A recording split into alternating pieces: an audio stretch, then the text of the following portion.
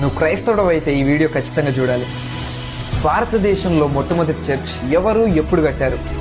చాలా మంది తెలియక అనుకునేది ఏంటంటే ఎవరో బ్రిటిషర్లు భారతదేశానికి క్రైస్తవ్యాన్ని తెచ్చారని.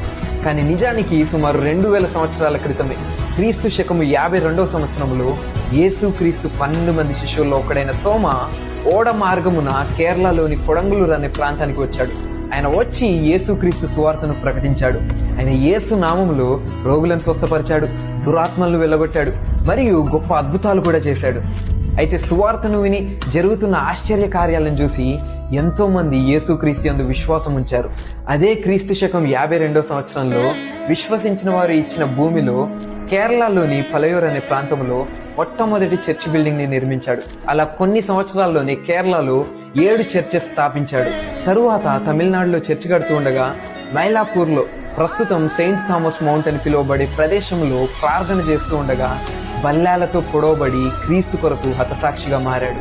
భారతదేశానికి సువార్త 200 సంవత్సరాల క్రితము బ్రిటిషర్ల పరిపాలన వలన రాలేదు, కానీ 2000 సంవత్సరాల క్రితము ప్రేమ ప్రాణ త్యాగం వల్ల వచ్చింది. దేవుడు భారతదేశాన్ని ఎంతో ప్రేమిస్తున్నాడు. అందరం కూడా జీసస్ లవ్స్ ఇండియా అని కమెంట్ చేసి ప్రతి ఇండియన్ బ్రదర్స్ అండ్ సిస్టర్స్ కి ఈ విషయాలు తెలిసేలా ఈ వీడియోని షేర్ చేద్దాం.